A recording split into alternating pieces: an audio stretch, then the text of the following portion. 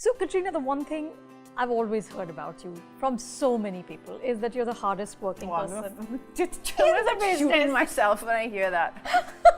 I was like, Anand sir, no. And he was like, Meri bachi, listen to me na. Then I went through a kind of phase where I gave probably my work 30% and the other areas of my life 75%. That's the area where I faltered. But what did you fail? Probably being the age I am today and not being in a relationship. That was probably one of my biggest fears when I was like 16 or so. Really? Yeah, did you think that you would be married and kids and all? Absolutely. Really? Yeah. Katrina, welcome back to Film Companion Thank you. Congratulations on all the raves for your performance in Zero. It's a polarizing film, but everybody has said you were terrific. How does it feel to be acknowledged as an actor? It's a tricky question for me.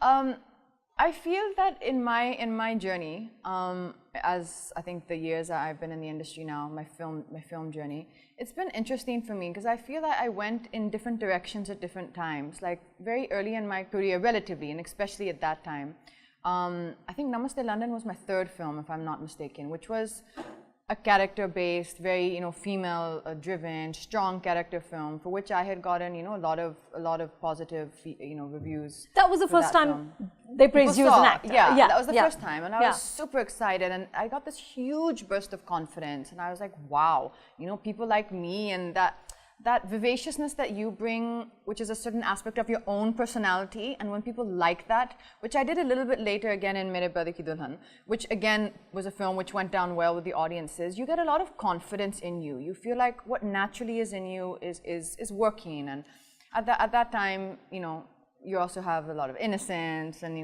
that's working for you. And after that, I was really, really interested in those kind of filmmakers who were doing films like that, like Rajniti.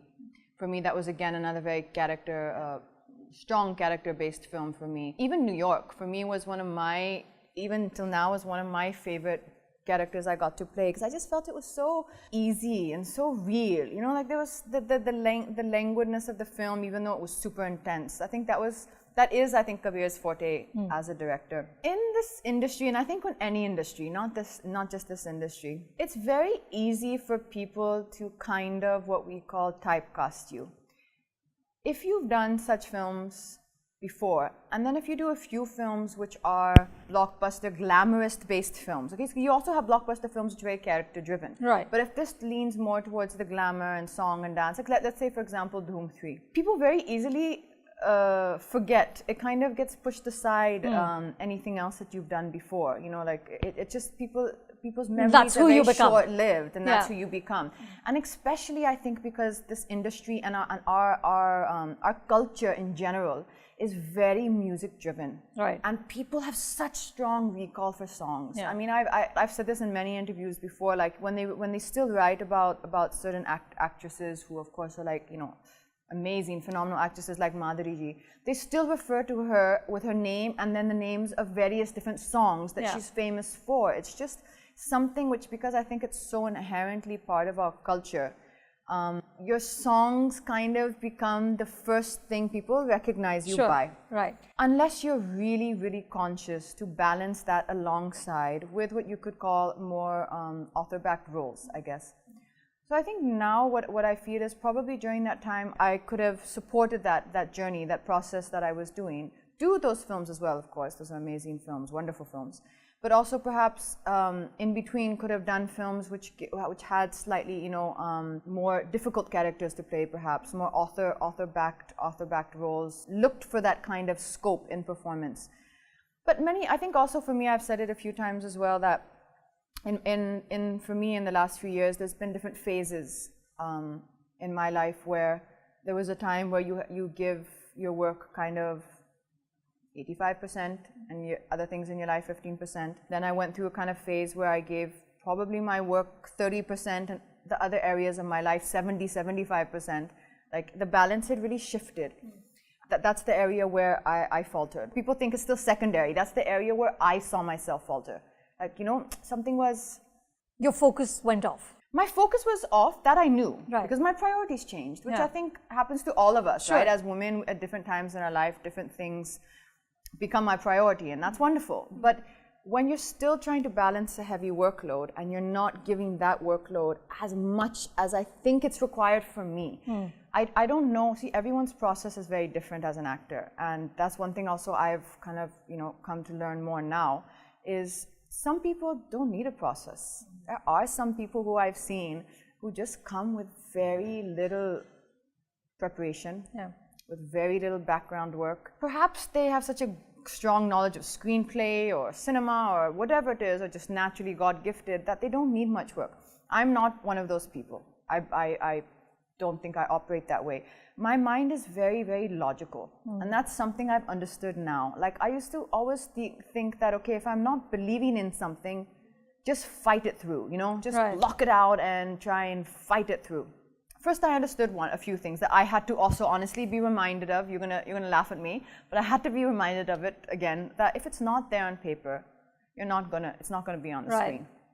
Yeah, I've heard that from many people, that it's not going to happen. There are no miracles. If you don't see it on paper, it's not going to happen. You're not going to pull that out of your hat. Yeah. So if you're looking for a chance to perform a strong performance-based character, if it's not on the paper, it's not going to come out on screen, and people are not going to walk out of the cinema saying, oh my, wow, that was really a strong, intense performance, if it's not on the paper. Yeah. So firstly, understand what it is that you're expecting out of that film.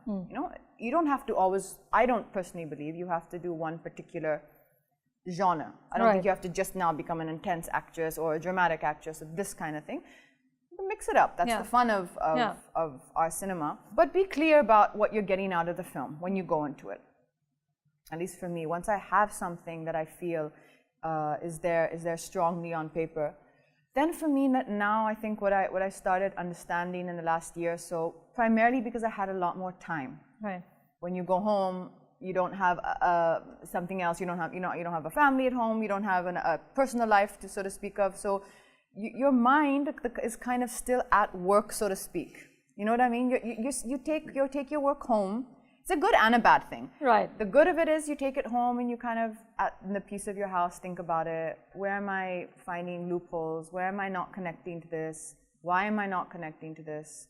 How do I try and find a bit more of, understanding of creating this character? And that's where, for me, I think I started to really try and look more into the hows. Because I really believe that there's nothing in life you can't learn.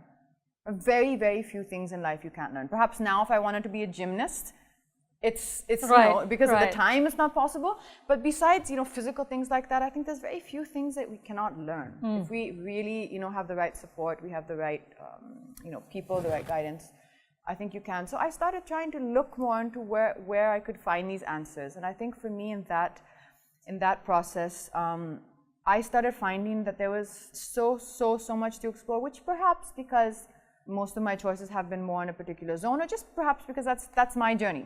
It doesn't even matter. That's been my journey. I didn't really even kind of have that kind of information before. So now that you have that kind of knowledge and that kind of help, for me, it's become such a more interesting and fulfilling process when I go on the floor, when I go to whatever film I'm doing. Yeah. Maybe it won't work in every film I do. Maybe there's still no guarantee that, okay, people will still like your performance in every film. That I don't think anyone can guarantee. Sure. But at least for me now, in my process, I feel excited. I feel that kuch to hai, I have something. There's now a process before I get there. Right. Before there was a lot of instinct, which is always a great thing. I think instinct is still your strongest tool. It's I think the strongest tool for anyone. But at least there are other things now I have beside instinct. That there are other ways and other things you can turn to try and make this work, or to try and find an end to this particular scene or make it work for you. How hard was this though? Because what I loved about Babita is that she's just a mess, and you didn't sort of have any vanity about being the mess that this character is, which is rare. You don't have, first of all, too many female characters like this in Hindi cinema, and then you don't have actors, especially A-listers like you, who are willing to sort of be a mess on screen. Was it tough to do? You know, the thing is that I don't know obviously all my colleagues, but I think I would be right in speaking for most of us to saying that I think all of us want to be a mess on screen. I mean, I really think that we want that. I mean, I know, for example, Anushka, who's also in the film, I know for not a second, I don't think she would shy away from a strong female-driven character who's a mess. It's just that people are not writing that, Anu. It's it's not there as much as you would like it to be. And if it's there, it doesn't have the support of still an interesting script. And when I say interesting, I mean entertaining film. Right. It doesn't have to be laugh out loud, but just gripping. Yeah, a gripping story. Because for me, there are a lot of characters that people come to you with scripts, and they're just it's too dark. There's too much and darkness for no point. Right. You know, there's a film which came many years ago. I don't know if you've seen it, called Rust and Bone. Oh yeah, of You've course, seen it, right? Of course. So I became with the Marion Cotillard. Yes, yeah. And the actor, who's my favorite actor, who also was nominated for He's Bullhead. stunning, Yeah. stunning. Oh Stunning my guy. God, He's from Belgium. Rust and Bone is the whale one. Yes. Yes, Yeah. it's stunning. So there's a film like that, which you could say, which is dark, right? I mean, she has an accident, she loses her leg, she's in a wheelchair, but her love story continues, and in the end, there is a positive resolution for both the characters. So to me, a film like that, which still has what you like to call a light at the end of the tunnel, right, or some sort of a positive resolution and outcome for the characters. For me, that kind of cinema is the right balance. That's the right balance in this zone, you know. And then there are some films, which I mean, the names I can't think of now, which just go too much into the darkness. Like there's no light, there's no tunnel. Forget the light. There's no tunnel, there's no light, there's no nothing. It's just the worst aspects of human nature. Yeah. For me, I don't think I would ever go that far because I don't like to subscribe to that thought as a human being. Sure. So if for me, it would hold no interest. Let's see how we can depict this character. Yeah. No, there's no interest in that. A kind of, the character Heath Ledger plays in Batman, that still has a part which touches your heart. There's still humanity in that setup, you know. And if the humanity is there, then I think there's nothing that you wouldn't want to do as an actor. But what you were saying about it being difficult and trying to be, like what you're saying, a mess on screen. Yeah. Let me tell you, I know people say that, but I hate it when half of what you have to do is based on looking correct, and it's for me the biggest trial. I don't know if that makes sense. It's a big trial for me. Like let's say in a character like Suraya, which I play in Thugs, her look is a big part of it. You cannot not have that if you're playing that kind of a dancer. That's the trial part for me. The hair, the makeup, the trying to look nice, the looking glamorous, making sure you look like. That for me is the trial part. Doing something like this, where this character you don't have to. See, if I come on set looking like a mess there, they'll say, Katrina, what's happened to you? Please go back to your van. Sort yourself out. Sure. So you don't have a choice. Yeah. In a character like this, which allows you to forget all your vanity, let's call it that way, forget your physicality, forget your costume, hair, makeup, whatever. Like Anand used to say, anything can come. I mean, if it's a party scene, wear a party dress, so that we know it's a party scene. Right. But I don't care what party dress. I don't care what this, what that. Like I don't care. She's a mess, and we were both very, very clear on that. Me and Anand said that a character like this, who is not insecure because she's seemingly somewhere at the top of her game. Yeah. Obviously doesn't care, is out there to kind of shock people and to be obnoxious on some level. And I personally feel that she's behaving so obnoxious because she herself doesn't want to face the pain. It's a self-destructive mechanism, which I think when you want to lie to yourself, it's not even to show other people. It's not even to show other people that, oh, I'm not really hurt. I think it's actually just sometimes when you have to face your own emotions and your own fears and what you're really feeling, that's the hardest time. You go home and you tell yourself, oh no, I'm fine, nothing doesn't bother me. Right. But to actually sit with that feeling and whatever it is of insecurity or heartbreak, and to sit alone with that feeling and accept it. Just soak it in. I am feeling this. That's the hardest thing. Yeah. That takes a lot of bravery. Yeah. So going to alcohol, turning to alcohol, behaving obnoxious, just generally trying to escape that feeling is to me what this character, what Babita was all about. And if it was very clear she's not going to care how she's looking, it was the last thing on her mind, and that allows you so much freedom. That really is liberating. Like there's no hair and makeup coming to you before the shot, no one's fixing something, no one's adjusting something. For me, it would be the biggest happiness. Of course, the performance being well received with Himanshu and Anand sir writing this role for me, even though it was limited. And I always limited pushed only them. in footage, not, Yeah. I mean, you know, this In she's footage, yeah. just in footage. She was so interesting. I think there's a whole film. Yeah, I kept on telling them. Yeah. I was like, ek aur scene dalo, ek aur scene dalo. I was like, you can explore this here and expand this here. And Yeah. I guess there was so much in the film, but There is. the fact that they managed to do it with whatever they. With But I whatever felt like they her had. arc was complete. Yeah, it was, I guess. You know? in that sense, it was. Yeah. She But- had but her resolution. Tell me, one of the things I've heard is that everybody says that, okay, well, but it is a leaf out of your life, right? You know, his character is called Mr. Kapoor, so maybe he's stand-in for Ranbir. I mean, does that happen as an actor? Can you take from your life and give a really good performance? No, not in this film. I'll tell you why. Because I knew that people are going to try and Correct, connect the dots, yeah.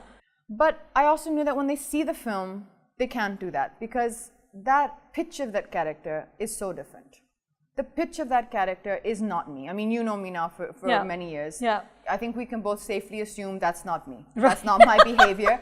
And No. if that's not my behavior, I cannot try and tap into my emotional understanding of situations and my Right. emotional experience of situation, which is also a learning, which for me as an actor, that I've been learning this year a lot. I've always felt that, okay, here's a scene, I have to cry.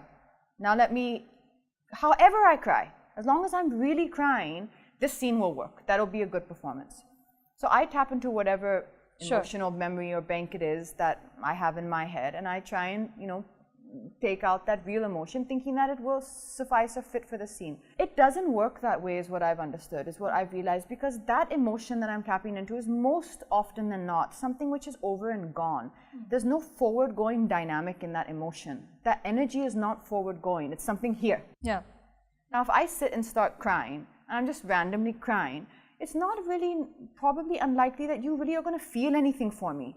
You're only going to feel if you're still connected at that moment to the character, to what the character is doing in the film. And that's something which I understood, because I used to ask that, you know, in this scene and that scene of other films, why has it not worked? And why? Because people were not connecting at those moments to the character. Me as an actor, I could have sat for 3 hours psyching myself up, trying to get to that emotion that when the camera, they say action, you know, you have tears rolling out of your eyes. People, but no one's feeling it because you're not following her character for whatever reason. Yeah, yeah. When it comes to that point in the film. So if people think, oh, you tap into a moment of your life because it's real, no, it doesn't work like that. You still have to perform it, right? Right. A performance, you have to perform whatever it is. If it's a scene where I'm eating food, sure, I eat food every day. I still have to perform that scene. A scene where I'm angry, I get angry, I know what anger is. You have to perform it. How are you performing it as the character? How are you keeping that arc in the film? For me, it was no easier or harder or relatable to do a character like this or to do a character like, you know, Rajniti or Zindagi Na Milegi Dobara. There's no more, okay, this is close to me. Right. In fact, this was more odd for me. This actually for me was genuinely not the toughest character for me to play because of the emotional content. That was not actually tough. It was tough for me to play because of the pitch. When I say the pitch, I mean the way she's talking. Right. To me, is outlandish. As a person, as the person that I am, it's outlandish. And that's where Anand sir really... He pushed you. That's where it all comes down to the director also. You know, 50% of all this like detailed talk that I can go into is fine, and it's just analysis and it's technical talk. But I really think more than 60-70%, if not more than that, it's down to what the director sees. Because if you have to go through the film through the director's eyes. That's also the other thing I've understood. What you're doing has to be in sync with the director. And there were 2 scenes in the film which Anand sir had me reshoot. Which means he came and he said that we have to reshoot. The first one was the one we did on the first day, which was my intro scene. We shot it, and he said, fine, everything. There was no much conversation. We packed up at some 4 or 5 in the morning. Next afternoon, evening, when I came for the shoot, for the night shoot, he said, he came to my van. He you know, the other thing he does as director is he sits with you a lot. He sits and he talks to you. So when you come on set, you know exactly what you need to do, and you know what he wants from you, and you know it's all there for you. He makes the ambience all about your performance. There's a lot of film sets that you go on that it's kind of like, okay, ready, shot ready, come as soon as you're ready. You come, you went on the set, and it's all about, okay, now time. Now we're on the floor, we have to go. It's like clinical, that. It becomes clinical, and it's kind of like you're expected to do what you need to do, but there's not much talk about it. Like on Anand sir's set is a lot of talk about it. He really creates the environment, he creates the atmosphere for you. So the second day he came to the van, which he did every day, he would sit with me, we would talk about what we wanted to do, what we saw. And he said that, I want to reshoot yesterday's scene. Like, why? Like, what's the reason? And he said, because now I've understood the pitch of the character. Now I've understood what I want to do with the character and how I wanted to behave. We had taken it on what was probably a little more lower pitch. And he said that that's not the milieu of my films. Like, this is a little bit outlandish character. I want you to, I said, Anand sir, will people then not relate to her? Will they stop feeling for her because she's behaving like that? He says, no, that you trust me. No. That you trust me and you trust the way that I execute it. That won't happen. But I want it to be that because that's the milieu of my films. And the other scene we reshot, which came later in the film, which again was for the exact same reason.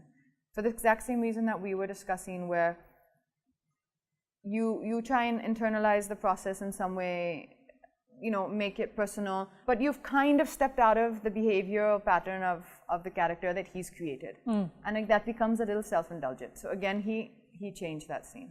And Katrina, you never through this have this thing about let's not reshoot, or you never sort of push back on things like this? You're always willing. I did. Did you? I did. We had a big confrontation about it. I was like, Anand sir, no. And he was like, Mere bachi. Listen to me na. If I'm as the director telling you to reshoot it, think logically, why would I do that? Right. I'm thinking, Anand sir, I can't think of a reason. I've done that scene so well. It's like, if you've done the scene so well, which you have. Right. Why would I do that? Like, just explain to me why would I do that. So I said, sir, I just disagree, I disagree with you and all that. Even though I don't think you should disagree with your directors that much, but because he's so amiable and he's easy to talk to, I said, no, I disagree. He said, he said, come to the edit room. And that's the other thing he did with me a lot on this film. He showed allowed me in the edit. He didn't like say that, come, I'm showing you something. He would just allow me, like he would just sit, we would talk. It was all very casual, but I could see stuff. So I kind of had a touch of what was going on. So he showed me the flow when it came. See, I still don't know. I still feel that what we had before was more emotional and it was more like this. But obviously he's a director and he knows better. And I think, what he's done, people have reacted to. So I obviously have to trust his judgment completely. But he was like, this is indulgent. I don't want to see a character just sitting feeling sorry for herself. Right. I don't mind seeing a character who looks like she's still fighting something. Correct. Fighting her own self. Yeah. Fighting her own battles. Fighting someone else. Fighting with someone else. Fighting to struggle out of what she's, to get out of what she's going through. I don't want to just see someone like that who's just like that, feeling that kind of... Just low. I kind of there's no, maybe there's no energy, dynamic to that scene. It was a complicated thing though, because that scene was a really intense scene. That scene was like probably more intense than all the scenes in the film. And now when you bring it up again, I play it in my mind and I wonder, but I understand what he's saying now. It's not about what you feel as an actor, it's about what you're conveying to the director, who then knows in turn what he's trying to convey to his audience. Right. So Katrina, the one thing I've always heard about you from so many people is that you're the hardest working person. Just shooting myself when I hear that. Why? Why do you want to shoot yourself? Dull adjective. It's such a dull. Can you imagine if your husband, okay, describes, is trying to describe to someone, my wife's like this, like that, and he uses the word hardworking. I mean, it's really this is not one of the what we call beautiful adjectives a woman looks for. It's really not. Good thing. It's a good thing. I mean, they talk about how, you always on time, you sort of are really invested in what you do. See, that's a nice word. Yeah, you are. Invested is a good word. Invested is a good word because I think a result comes out of invested. Yeah. Hard work is a word I have a problem with. I'll tell you why. Because hard work doesn't always equal a good result. No, you're right. But it's still very important. And it's great to have a work ethic. Yeah, having a good work ethic is good, but I really would like to not be I would like more adjectives, That's my next goal. It's one of my next goals. So, were you always hardworking, or did you always have a work ethic? Let me rephrase it. Did you always have a work ethic, or did you cultivate it? I think I've always been driven. I've always seen dreams in my mind. I don't mean dreams the ones we sleep when we go to, when we go to sleep. That I do as well. I always wake up. I mean, 5 nights out of 10 nights, at least half, I wake up with dreams. I don't know if that happens to everyone, but it's. You remember these? Yeah, I do, and it's always, like I always wonder why is, like a lot of people, some people I know don't dream. Yeah. But I mean, I always just see these things in my head. Like it could just be a thought, what you call a thought, an idea, something. Then what happens with me is I kind of work with this very single-minded focus towards what that is, whatever thought that is in my mind. So when I first came, it was about, achieving X, Y, Z as a model. Then it became about what I want to achieve in the film industry. And what I wanted to achieve in the film industry was kind of the things which I set about to do. It wasn't, like some people come in right away and they have the perhaps intelligence, one could call it, to know that, okay, I want to just chase performance-driven films or whatever it is. But whatever was in my mind, because that's what my heart felt at that point when you're growing up in your, early teens and then your 20s and your early 20s, I always kind of naturally gravitated towards that and naturally, I think, drove myself very hard towards seeing if I could meet those targets, or if I could achieve those targets or achieve those objectives. The only places in my life where I feel that I have wandered a bit is when I didn't have a clear vision in my mind of what I was trying to do, what I wanted. And I think that happens with most of us, right? When we don't have a clear picture, those are the times where we kind of become a little bland. We end up in a little no man's land. Right. Because there's not a clear picture. What am I doing? I know I'm going to work. I know I'm maybe working a little bit hard, not very hard, a little bit hard. But what is in my mind? What am I trying to do exactly right now that's for myself that I want? So whenever I've lost that vision, whenever I've lost that clarity, that's when I feel that I faltered. As long as I have a clear vision of what it is that I'm trying to achieve, or what it is that I want out of this, it becomes a goal for me that then I have that kind of single-minded focus to work towards. But so does a film like Thugs of Hindustan happen when you don't have that clarity? Because I couldn't figure out, like, why would you do a film with 3 songs and 2 scenes? Or was it 3 scenes and 2 songs? Even I don't know.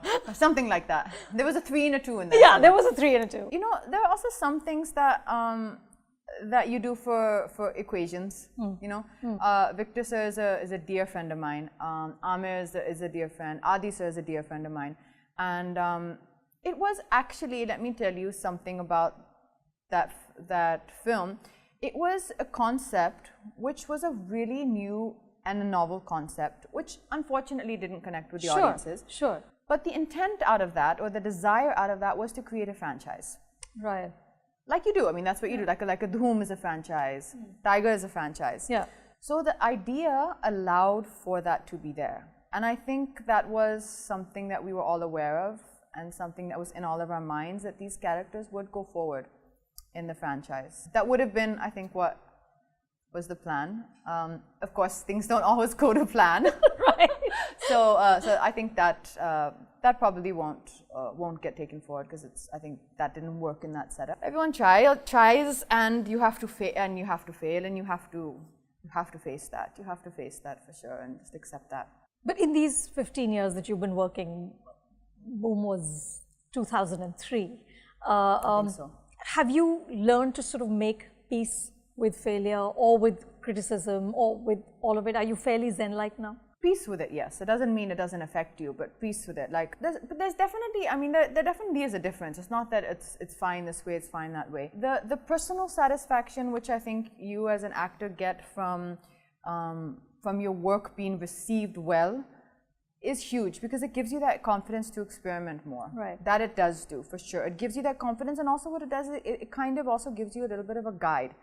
Because if you know that this areas, this kind of thing is, people have understood it, it's landed where you wanted it to land, then you get that clarity. Okay, you understand what you've done there, you understood what the setup was, and you kind of, it gives you guidance of what is working for you. I also think you have to it's a very tricky industry to navigate. I know it's a very tricky industry. Not our industry, I'm saying being an actor. Yeah. There are so many things you have to balance. There are so many things you have to balance, and there are so many there are no rules according to me. There are no rules. Some person can do the exact same thing as you, and for someone it will work, and for the other person it won't.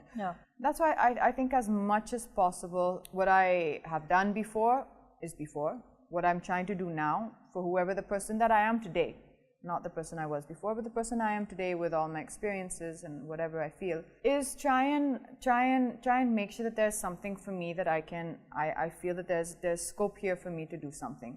I think you can feel that now, like you know where that's going to come. But the only thing with that is you have to have patience. Right. You have to have patience, because there still are not that many films out there. I mean, they're not just being thrown at you. There's still, see, there's a big scope of your younger love story films, okay? That's not the phase that I'm in right now in my career. So that's that phase. Then there's a scope of you know, a massy comedy film, which I've done a lot of those. So now at this phase, what are the films that are right for me? What are the films that will not bore the audience? What are the films that the audience will appreciate? Like, I think for me, what in Zero, what people appreciate is that they've not seen this before, and they were able to connect to it, and that's kind of as simple as that. If you can keep engaging the audience and keep giving them characters they connect to, and not bore them, not be like, I've seen this before again, you know. Then I think that's kind of the right path to be on. Do you ever think, Katrina, of producing like Anushka and Deepika are now, of controlling the material that you appear in? That's a beautiful example, because what I would assume happens, say in a case like the film Deepika is doing with Meghna, is definitely she would have been approached for the film, expressed interest in being a co-producer or producer, and that comes about.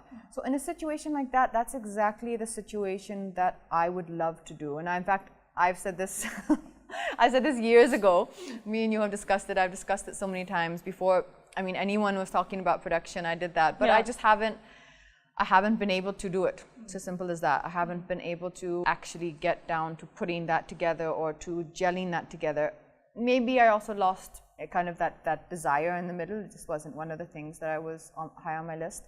What now really interests me is looking for the kind of material which is there in my mind, but I don't know if it's out there.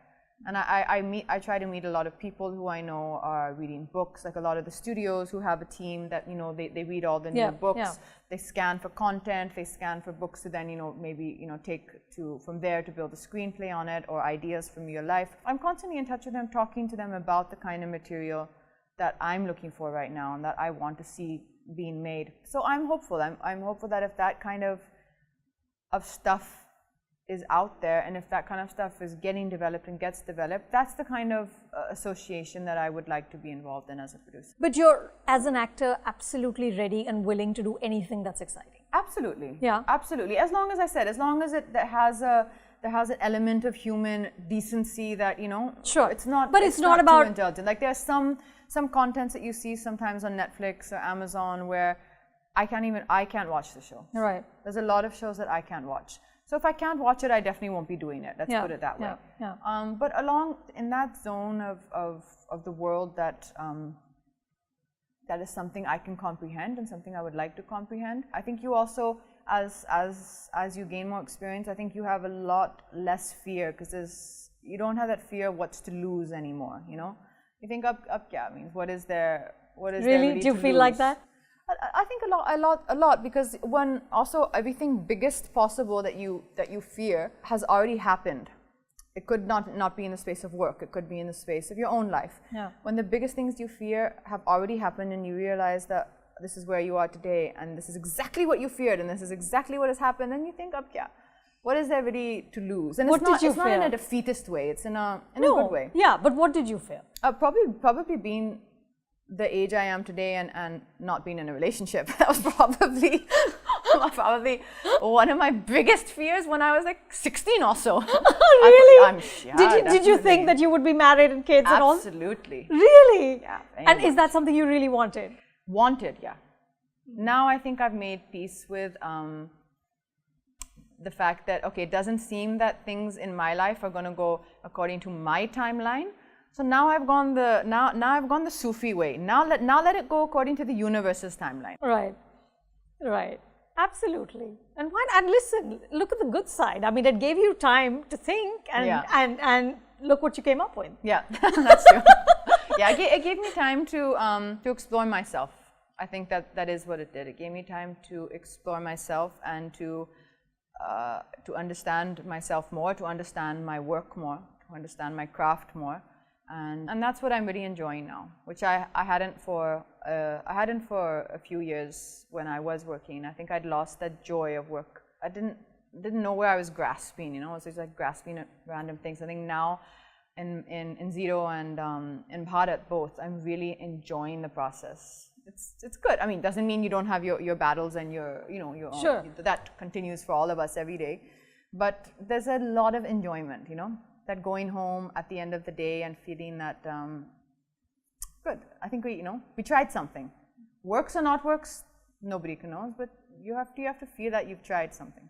And we can see the enjoyment on screen because you did so well. Thank you so much. Thank you. Thank you.